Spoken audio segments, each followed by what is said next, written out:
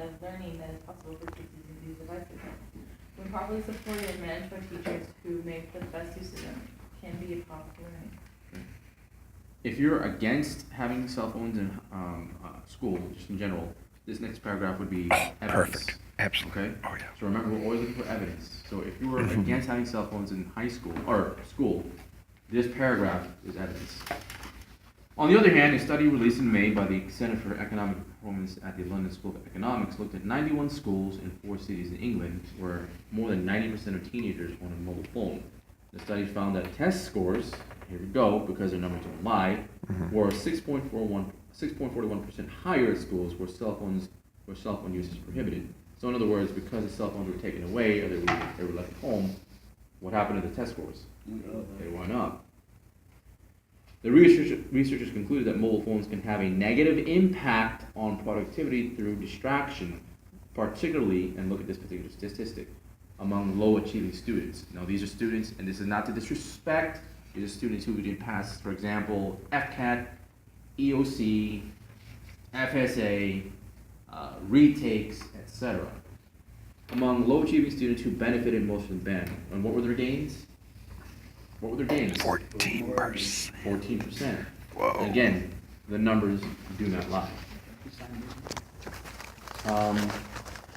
The results suggest that low-achieving students are more likely to be distracted by the presence of mobile phones, while higher achievers can focus in the classroom regardless of the mobile phone policy, according to the study. I don't agree with that, even though I didn't conduct the study.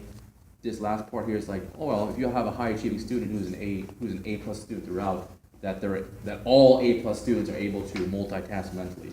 I don't believe that. Right. Okay, I really believe it just depends. Just because you're an A+ student and you're an AP, it doesn't mean that every A+ student can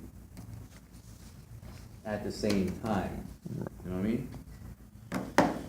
I mean? Many in the pro-technology camp say that students are not distracted if their teachers are engaging, a statement that exasperates soon-to-be former teacher Miriam Morgenstern. If you are college bound and you take algebra, college algebra, which is usually, if you go to like the Florida State Universities, the University of Florida, these are big, huge hallways, huge. I went to Florida State algebra, or college algebra, we had 300 kids in one auditorium. It was like a stadium seating, one professor and one TA. And that's when cell phones became kind of more known. I thought these were calculators at first. I didn't know what these. No, I'm serious. Yeah. I thought they were calculators because I saw. This is where this all started. Yeah, obviously you're doing math. Yeah, I thought this was a calculator back in the day. And then I'm like, okay, I think the scientific calculators. Yeah, They're that big. that big. Sure.